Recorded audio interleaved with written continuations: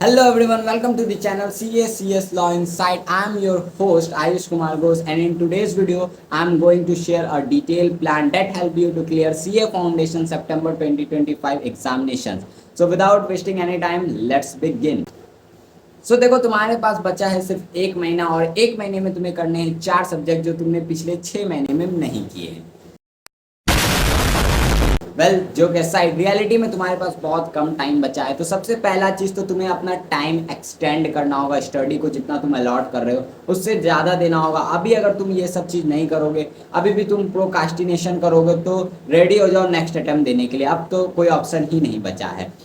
देखो तुम्हारे एग्जामिनेशन में 4 पेपर आते हैं, अकाउंट्स, लॉ, इको, मैथ। ठीक है, तो यहाँ पर मैंने इनको 2 भाग में क्लासीफाई कर दिया। पार्ट 1 में मैंने रखा है लॉ और मैथमेटिक्स को, पार्ट 2 में रखा है मैंने अकाउंट्स और इको को। तो यहाँ पर हम लोग सब्जेक्ट वाइज स्ट्रेटेजी में जाने से पहले एक बात मैं तुम्हें बता देता हूँ। सीए फाउंडेशन में जो सबसे ज़्यादा स्टूडेंट्स फेल होते हैं तो वो लॉ और मैथमेटिक्स में ही होते हैं। ये ही 2 सब्जेक्ट सबसे हार्ड होते हैं सीए फाउंडेशन में। अगर एग्जामिनर को घुमाना रहता है ना पेपर, तो इन दोनों में घुमाता है। ये दोनों कंपैरेटिव इजी होते हैं इनसे, तो इनको क्लियर करना थोड़ा आसान होता है। लॉ और मैथ थोड़ा डिफिकल्ट आते हैं। ऊपर से लॉ तो तुम्हारे लिए एक नया सब्जेक्ट है जो तुमने कभी पढ़ा भी नहीं है, तो इसलिए इन दोनों पे ज़्यादा हम लोग फोकस करेंगे एंड उसके बाद फिर अकाउंट्स और इको की बात करेंगे। सबसे पहले बात करते हैं लॉ की। तो देखो लॉ में what you need is to understand the concept. सबसे बड़ा गलती स्टूडेंट यही करते हैं कि वो रट रहे हैं। भाई मत रटो, रटना क्यों है? अगर तुम लॉ रट रहे हो तो फिर तुम लॉ नहीं पढ़ पा रहे हो, इंटरप्रिटेट नहीं कर पा रहे हो, तो एग्जामिनेशन में तुमसे केस स्टडीज नहीं बनने वाले। तो तुम्हें लॉ रटना नहीं है। और अब जो सेक्शंस याद कर रहे हो छोड़ दो, सेक्शंस याद नहीं है छोड़ दो, सीधा कॉन्सेप्ट पे ध्यान दो। सेक्शंस तुम नहीं भी लिखोगे, मार्क्स पूरे मिलेंगे अगर तुम्हारा आंसर सही रहा तो यहाँ पर एक बात ध्यान रखना, अब तुम्हें सिर्फ कॉन्सेप्ट क्लियर करना है। एंड ध्यान रखना कि सबसे पहले तुम्हें करना है companies act, sale of goods act और नेगोशिएबल इंस्ट्रूमेंट एक्ट, क्योंकि ये 3 ही सिर्फ 56 मार्क्स के वेटेज रखते हैं। तुम्हें अकेले दम पे ये पास करवा सकते हैं और तुम कुछ भी ना करके जाओ, ये करके जाना, इन पे कमांड होना है। 56 मार्क्स तो ये अकेले तुम्हें ला के देंगे। एंड ध्यान रखना ये तुम्हें 15 अगस्त तक मैं डेडलाइन दे रहा हूँ, 15 अगस्त तक तुम्हें ये कंप्लीट करना होगा। उसके बाद नेक्स्ट 5 डेज में यानी 20 अगस्त तक में तुम्हें 2 और चैप्टर एलएलपी और आईआरएफ जो 12 मार्क्स का वेटेज रखते हैं वो करना होगा। टोटल मिला के तुम 68 मार्क्स का कवर कर लोगे 20 अगस्त तक। फिर बाकी के दिन क्या करना है? तो देखो बहुत सारे फैकल्टी टीचर, तुमने यूट्यूब पे बहुत जगह सुना होगा कि अब जब लास्ट महीने बचते हैं, 15 दिन बचते हैं, तो तुम्हें एक्स्ट्रा नया कुछ नहीं पढ़ना चाहिए। जितना तुमने पढ़ा उतना ही तुम्हें पढ़ना चाहिए। बट मेरा माइंडसेट बिल्कुल अलग है। मैं एज ए स्टूडेंट पर्सपेक्टिव बोलता हूँ, तुम जितना करके जाओगे ना, एग्जामिनेशन में एक अलग कॉन्फिडेंस रहता है, एक अलग सेटिस्फेक्शन रहता है कि मैंने सारे चैप्टर्स किए हैं, कुछ तो मेरे को आते ही होंगे। मैं ऐसा क्यों बोल रहा हूँ? तो देखो सीए फाउंडेशन में बहुत बार एग्जामिनेशन में तुम पीवाईक्यू उठा लो, तुमने देखा होगा कि कॉन्ट्रैक्ट एक्ट के ऊपर जो क्वेश्चंस आते हैं कभी कभी आ जाते हैं कि बेलर एंड बेली के ड्यूटीज बताइए। तो वो अगर तुम मॉड्यूल खोलोगे तो एज इट इज एक लाइन में लिखा हुआ है बेलर का क्या ड्यूटी है एंड बेली का क्या ड्यूटी है। तो अगर तुम वन शॉट से रिवाइज करके जाते हो, कॉन्ट्रैक्ट भी कभी तुमने नहीं भी पढ़ा बट तुम उसको पढ़ के जा रहे हो सकता है एग्जामिनेशन में तुम्हारे माइंड में वो चीज़ रहे एंड तुम उस पर लिखो। एंड लिख के 0 मार्क्स से तो अच्छा है भाई 2-3 मार्क्स आ जाए। तो यहाँ पे सिंपल सा है, मेरा माइंडसेट बिल्कुल अलग है कि सारे चैप्टर्स करने हैं, बट मेन फोकस ये जो मैंने चैप्टर्स बताए इन पे करना है। 20 अगस्त तक इन पे कमांड आने के बाद, इन पे पूरा होने के बाद, इनको पूरा करने के बाद तुम्हें कॉन्ट्रैक्ट और इंडियन पार्टनरशिप एक्ट भी करना है। एंड वन शॉट रिवीजन से करना। अब डिटेल लेक्चर्स देखने का तुम्हारे पास टाइम नहीं है।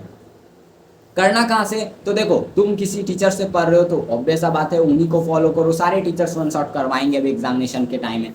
अगर तुम्हें मेरे से पढ़ना है तो देखो मैं नेक्स्ट वीक से लॉ की 15 मिनट सीरीज लॉन्च कर रहा हूँ। इसमें मैं क्या करूँगा, I will cover the entire chapter in just 15 minute. मैं पूरे 15 मिनट में एक पूरा चैप्टर खत्म करूंगा और तुम्हें कुछ करना नहीं है, मैं कुछ लिखाऊंगा नहीं, सिर्फ ईयरफोन्स अपने कान में लगाने हैं और बस सुनते जाना है। क्योंकि यहाँ पर मेरा फोकस सिंपल ये है कि मैं अगर 15 मिनट का एक लेक्चर बनाऊँ वन शॉट में, तो तुम एग्जामिनेशन से पहले कितनी बार पढ़ सकते हो, मतलब 15 मिनट का भाई, काम करते करते तुम उसको सुन सकते हो। एंड एक ही चीज़ अगर तुम 10 बार 15 बार सुनोगे कान में लगाकर, तो ऑब्वियस सा बात है वो चीज़ तुम्हारे अनकॉन्शियस माइंड में रह जाएगा, और एग्जामिनेशन में स्टेप मार्किंग लॉ में मिलता है, तो तुम्हें वहां से बेनिफिट हो जाएगा। जो चैप्टर तुम्हारे अच्छे से हो चुके हैं वो रिवाइज हो जाएगा, एंड जो चैप्टर तुम्हारे नहीं हुए अच्छे से उस पर तुम्हारे अब अनकॉन्शियस माइंड में रह जाएगा, तो तुम्हें वहां बेनिफिट हो जाएगा। तो ये मैं नेक्स्ट वीक से स्टार्ट करने वाला हूँ। दूसरा चीज, पेपर प्रेजेंटेशन।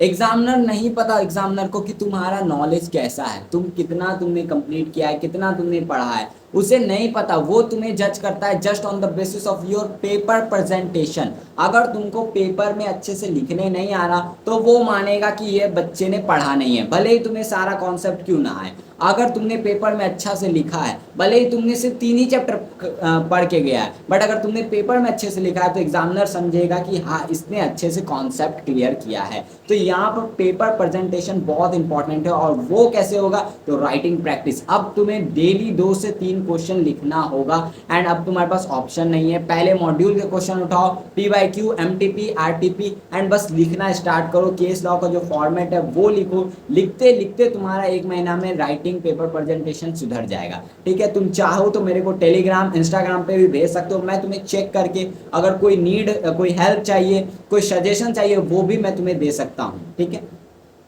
नेक्स्ट अगर हम बात करें तो मैंने एक और सीरीज अपने इंस्टाग्राम पे नीचे लिंक लगा दूंगा, वहां मैंने लॉन्च किया है। वहां पे मैं क्या कर रहा हूँ, छोटे छोटे कॉन्सेप्ट्स लॉ के जो कि एग्जामिनेशंस में आए हुए हैं, PYQs हैं। जैसे कि अभी मैंने एक रील डाला था कॉमन सील के बारे में, क्या कॉमन सील रखना ऑप्शनल है या मैंडेटरी है। तो वैसे मैं कॉन्सेप्ट डेली एक रील डाल दूंगा जब तक तुम्हारे एग्जामिनेशन चल रहे हैं, तो वहां से भी तुम लॉ के कॉन्सेप्ट को रिवाइज कर सकते हो। तो इससे तुमको बेनिफिट क्या होगा, छोटे छोटे चीज जो चीज मिस हो जाते हैं वो मिस नहीं होंगे। तो इसी के साथ तुम्हारा लॉ का स्ट्रेटेजी सिंपल है, 15 अगस्त तक ये 3 चैप्टर, उसके बाद 20 अगस्त में ये 2 चैप्टर, उसके साथ लॉ की 15 मिनट सीरीज में रिवीजन करो, 1 shot revisions and writing practice करो। उसके साथ लॉ के जो छोटे छोटे कॉन्सेप्ट हैं, केस लॉ के ऊपर मैं वीडियोस बनाने वाला हूँ, वो देखो एंड राइटिंग प्रैक्टिस करो और कॉन्सेप्ट रिवाइज करो, और तुम्हारा लॉ ओवर, लॉ डन हो जाएगा। अच्छे से तुम 60 मार्क्स स्कोर कर सकते हो। फिर बात करते हैं मैथ में। तो देखो एक चीज ध्यान रखना, remember one thing, last month is not about doing everything, it is doing about right thing. Math में 3 पार्ट है, अगर तुम्हें पता होगा, एक मैथ, एक स्टैट्स, एक LR। तो देखो LR और स्टैट तुम नहीं छोड़ सकते, इन्हें तुम्हें करना होगा एट एनी कॉस्ट। अभी तुम्हारे पास टाइम है, मैथ के बहुत सारे लेक्चर्स तुम्हें मिल जाएंगे, बहुत सारे टीचर्स के, उनके करो। एंड एक बात ध्यान रखना, क्वेश्चन प्रैक्टिस बहुत इंपॉर्टेंट है, क्योंकि मैथ में सबसे ज़्यादा दिक्कत होता है टाइम का। टाइम ही खत्म हो जाता है एग्जामिनेशन में, कुछ कुछ क्वेश्चंस आ जाते हैं घुमाने वाले। तो तुम्हारा कैलकुलेटर स्पीड भी होना चाहिए, और वो होगा कैसे, तो तुम्हें मैथ के क्वेश्चन सॉल्व करने होंगे। ठीक है, टिप्स एंड ट्रिक देख के जाना मैथ के, कैलकुलेटर टिप्स एंड ट्रिक, वहां जाके डायरेक्ट कैलकुलेशन नहीं करने लगना। कुछ मैथमेटिक्स ऑफ फाइनेंस जैसे चैप्टर्स में बहुत सारी टिप्स हैं, तो वो देख कर जाना। एंड एक बात ध्यान रखना, जो क्वेश्चन बड़ा लगे फंस रहे हो उसको बाद में करना, अभी करने का जरूरत नहीं है, क्योंकि फिर वो एग्जामिनर बनाता ही ऐसे कि 1-2 क्वेश्चन फंसे और पूरा टाइम उसका खत्म हो जाए। ठीक है, यहाँ पर ये बात ध्यान रखना। और एक बात ध्यान रखना, मैथमेटिक्स ऑफ फाइनेंस तुम नहीं छोड़ सकते, और छोटे मोटे चैप्टर्स, रेशियो वगैरह, वो सब कुछ तुम्हें करके जाना है। एंड एक बात ध्यान रखना, यहाँ पर MCQ जो तुम्हारे मॉड्यूल में दिया हुआ है ना, वो इनफ नहीं है तुम्हारे लिए। उससे कभी भी क्वेश्चन उठ के नहीं आते हैं, मतलब आते हैं बट वैसा नहीं आते, तो तुम्हें पास्ट ईयर के क्वेश्चंस बनाने होंगे। ठीक है, अगर तुम्हारे पास MTP बनाना होगा, तुम्हारे पास और कोई ऑप्शन नहीं है। मैथ में तुम्हें थोड़ा ज़्यादा हार्ड वर्क करना होगा, क्योंकि मैथ बहुत ज़्यादा डिफिकल्ट आता है, अगर एग्जामिनर को डिफिकल्ट बनाना है तो। लॉ में स्टेप मार्किंग में तो बच भी जाते हो, बट यहाँ तो निगेटिव मार्किंग भी है, तो इस बात का तुमको ध्यान देना होगा। अभी तुमको सबसे पहला मेन फोकस स्टैट्स पे रखना है एंड LR पे रखना है। उसके बाद मैथ वाले सेक्शन में मैथमेटिक्स ऑफ फाइनेंस करना है। और ये मैं एक बात बता देता हूँ, तुम्हें डेडलाइन दे देता हूँ। स्टैट्स खत्म करने का डेडलाइन है तुम्हारे पास 12 अगस्त।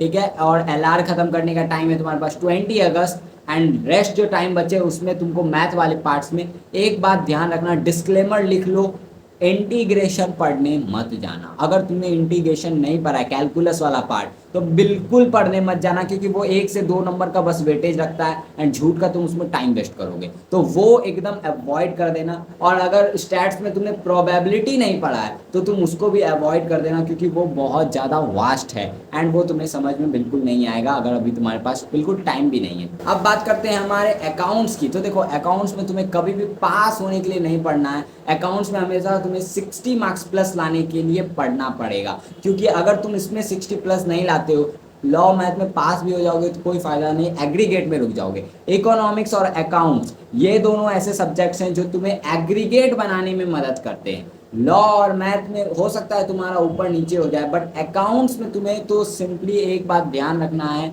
कि तुम्हें 60 मार्क्स का ही टारगेट लेकर चलना है। अब देखो, सबसे पहले हाई वेटेज चैप्टर्स तुम्हें अकाउंट्स के उठाने हैं, जैसे कंपनी अकाउंट। 20 मार्क्स का ये वेटेज रखता है अकेला एंड बहुत ही इजी एंड स्कोरिंग चैप्टर है। इसमें सिर्फ जर्नल एंट्री ही, अभी तक तो एग्जामिनेशन में जर्नल एंट्री ही आया है, तो बहुत ही ज़्यादा इजी हो जाएगा तुम्हारे लिए। इसको मैं वन शॉट में करवाऊंगा इसी संडे, इसी वीक में। तुम्हें शेड्यूल में भी दिखता होगा मेरे पोस्ट में, मैं इसको वन शॉट में करवाऊंगा। क्वेश्चन प्रैक्टिस भी साथ में इसके करवाऊंगा।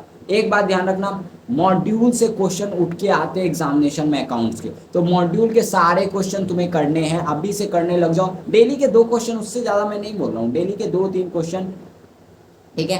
एंड पार्ट बी ही अकेले तुम्हें पास करवा देगा, तो इसमें तो तुमको पहले पार्ट बी करना है आराम से। एनपीओ, कंपनी अकाउंट, उसके बाद फिर पार्टनरशिप अकाउंट, ठीक है। सिंगल एंट्री तुम चाहो तो अवॉइड कर सकते हो, सिंगल एंट्री बहुत ज़्यादा लेंदी आता है एंड उसमें बहुत बड़ा प्रोसेस होता है, तो तुम सिंगल एंट्री चाहो तो अवॉइड कर सकते हो। एंड दूसरी बात, थ्योरी पे बहुत अच्छे से फोकस करो। तुम अकाउंट्स में प्रैक्टिकल पढ़ के थ्योरी को इग्नोर कर देते हो, बट थ्योरी ही सिर्फ 12 से 20 नंबर का, 12 से 20 मार्क्स का वेटेज रखता है।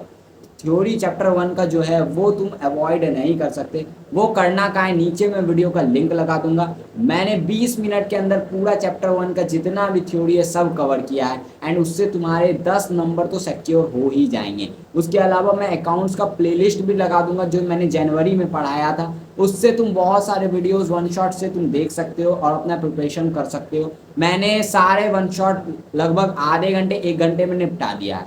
एंड उसके साथ साथ कुछ वन शॉट्स में अभी अकाउंट्स के अभी भी ला रहा हूँ, जैसे अभी मैं कंपनी अकाउंट का करवाऊंगा तो वो भी तुम्हें करना है। एंड साथ साथ बस क्वेश्चन प्रैक्टिस करते जाना है, तुम्हारे लिए इनफ है। एंड मैं बता देता हूँ, अकाउंट्स को कम से कम तुम्हें 3 घंटे देने हैं, लॉ और मैथ को कम से कम तुम्हें 2-2 घंटे देने हैं 10 अगस्त तक। 10 अगस्त के बाद लॉ को तुम्हें कर देना है 3 घंटे, मैथ को कर देना है 3 घंटे एंड अकाउंट्स को तुम्हें करना है 2 घंटे, ठीक है। अब बात करते हैं लास्ट सब्जेक्ट, इकोनॉमिक्स। सो देखो, you still have enough time to complete the entire syllabus. Eco का सिलेबस वैसा वास्ट होता नहीं है, तुम किसी भी टीचर के मैराथन उठा लो एंड वो मैराथन अराउंड 15-20 घंटे में वो पूरा चैप्टर, पूरा सिलेबस करवा देते हैं। तो फिर उनके मैराथन से तुम्हें पूरा सिलेबस करना है। अगर 20 घंटे का मान लो है पूरा सिलेबस, अगर मान लो 20 आवर्स का है, तो तुम सिंपली 2-2 घंटे डेली का देखो या 1-1 घंटे डेली का देखो। एंड एक बात ध्यान रखना, मॉड्यूल से पढ़ने कभी मत जाना इकोनॉमिक्स, नहीं तो फिर दिमाग खराब हो जाएगा। मॉड्यूल में ऐसा उन्होंने लिखा है ना कि तुम पढ़ ही नहीं सकते हो, तो इसलिए मॉड्यूल से पढ़ने बिल्कुल मत जाना। टीचर के किसी के बुक रेफर कर लो या नोट्स रेफर कर लो, टीचर्स ऑलरेडी टेलीग्राम पे देते होंगे, उन्हीं से तुमको रिवीजन भी करना है एंड उन्हीं के वन शॉट से तुमको लेक्चर्स भी देखने हैं। एक बात ध्यान रखना, तुम्हें क्वेश्चन प्रैक्टिस भी इसमें करना होगा, बट चैप्टर्स खत्म होने के बाद करना। एंड एक बात ध्यान रखना, एक और चीज़ सुन लो, सबसे पहले स्टार्ट करो ऐसे चैप्टर्स जो एक दूसरे के साथ कनेक्ट नहीं है, जैसे कि पब्लिक फाइनेंस, ठीक है, उसके बाद फिर नेशनल इनकम। ये ऐसे चैप्टर्स हैं जो दूसरे से कनेक्ट नहीं है। अगर तुम डिमांड एंड सप्लाई वाले चैप्टर्स उठा रहे हो तो फिर वो एक साथ 2-3 चैप्टर्स कनेक्ट है, तो तुम्हें एक साथ पहले वही तीनों करना होगा, तो इसलिए उनको बाद में करना। पहले जो है ये सारे चैप्टर्स उठा लो जो कनेक्ट नहीं है, मनी मार्केट, ये सारे चैप्टर्स कर लेना, उसके बाद फिर उन पे आना। और एक बात ध्यान रखना, 100% करके जाओगे। इको में अभी 60 का ही टारगेट रखना है। इको अकाउंट्स इसलिए मैंने एक ग्रुप में रखा कि उसमें 60 मार्क्स का टारगेट रखना है। एंड क्वेश्चन प्रैक्टिस भी करने एमसीक्यू जो है मॉड्यूल में वो इनफ नहीं है, तो कोई टीचर के मॉड्यूल के क्वेश्चंस, टीचर्स के नोट्स के क्वेश्चन रेफर करो, पास्ट ईयर, एमटीपी, आरटीपी, ठीक है। If this video helped you, don't forget to like, share and subscribe the channel. All the best for your examinations.